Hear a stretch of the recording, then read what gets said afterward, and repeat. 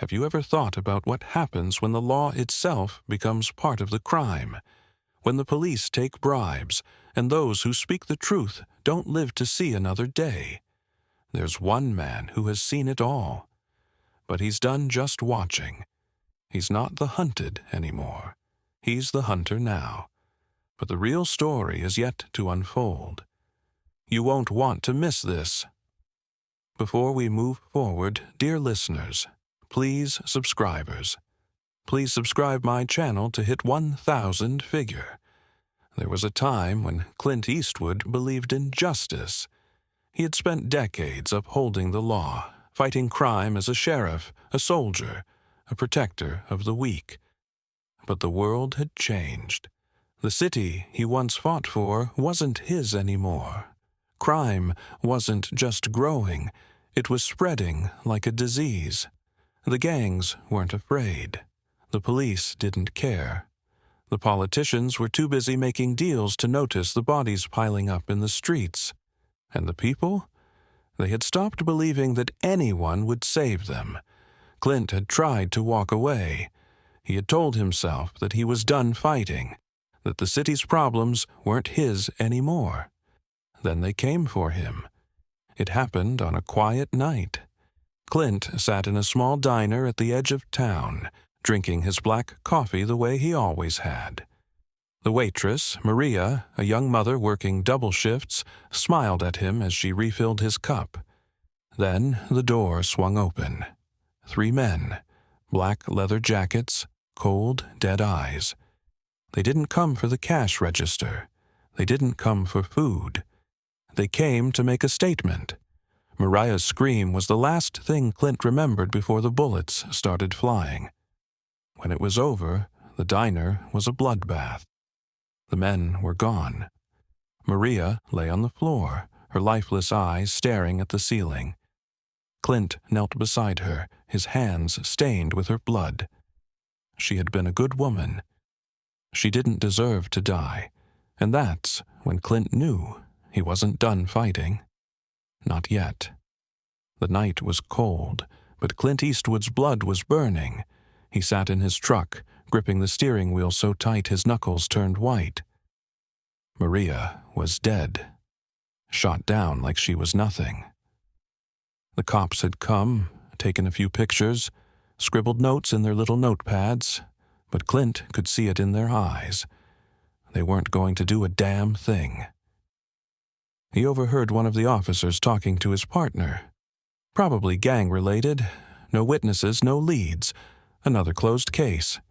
Closed case. Maria had worked double shifts just to put food on her son's plate. She had kept her head down, stayed out of trouble. And now she was just another closed case? Not on Clint's watch. Clint wasn't stupid. He knew how these things worked. The men who killed Maria weren't random thugs. They were sending a message. To whom? He wasn't sure yet. But he knew where to start. Maria's brother, Danny, had a reputation in the city. A mechanic by day, but someone who knew how to get information at night. Clint found him at his garage, covered in grease, cigarette hanging from his lips. When he saw Clint, his face went pale. "I heard what happened," Danny said quietly. "I told her to leave this damn city." Clint didn't waste time. "Who did it?" Danny hesitated, fear in his eyes. He looked around, as if expecting someone to be watching. "Clint, listen to me. This isn't your fight. These guys—" Clint grabbed Danny by the collar and slammed him against the tool chest. The old man still had strength in him. "Give me a name." His voice was low, deadly. Danny swallowed hard, then sighed. "Dante Rivera." The name hit Clint like a hammer. Dante Rivera, leader of the Los Diablos cartel.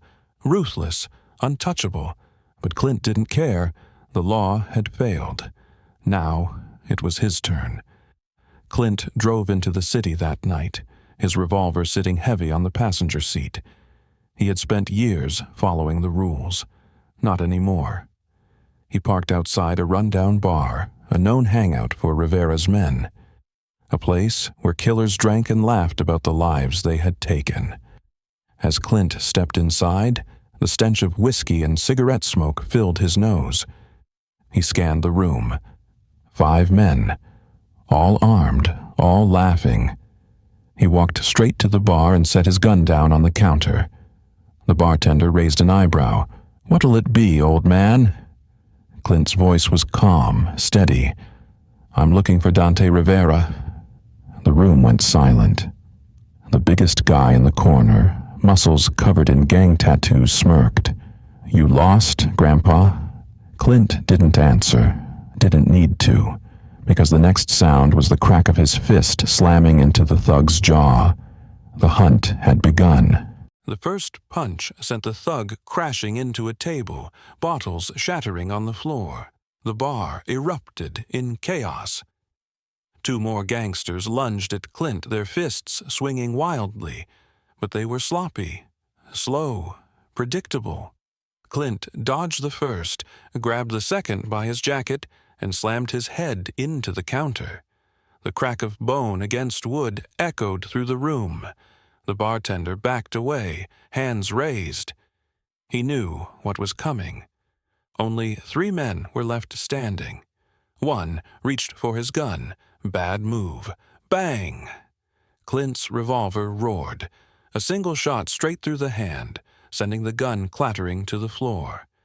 The man screamed, clutching his bleeding fingers.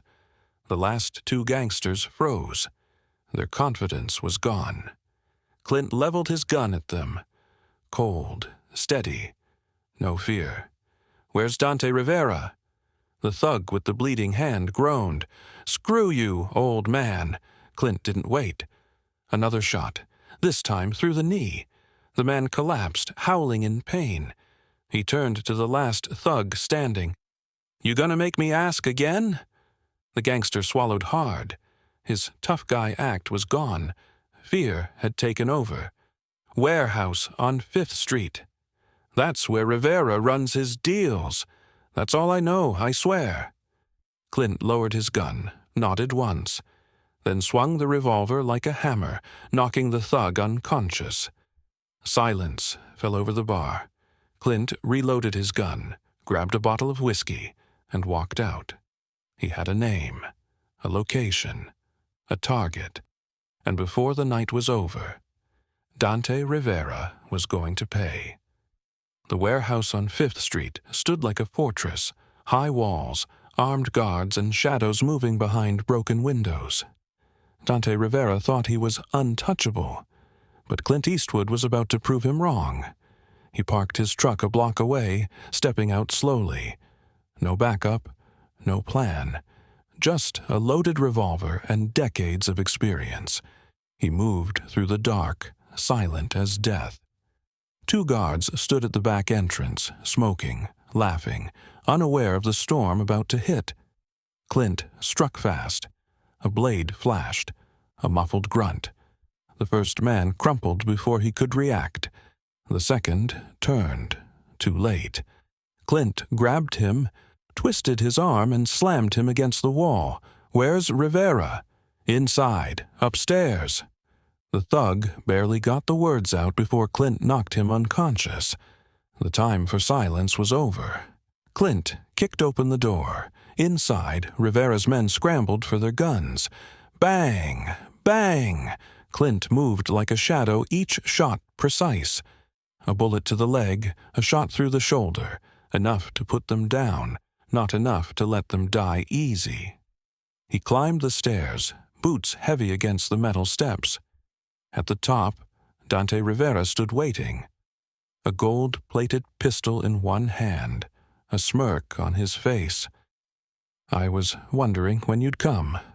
Clint raised his revolver. "Then you should have run faster." Rivera laughed.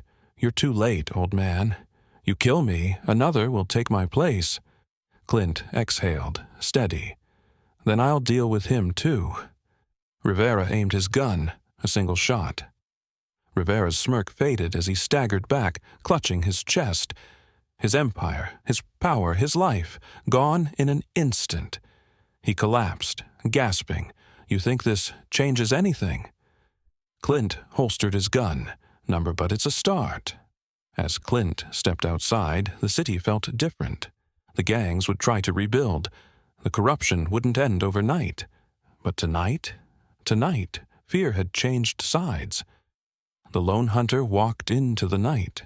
His job wasn't done yet. And as long as Clint Eastwood was breathing, justice wasn't finished.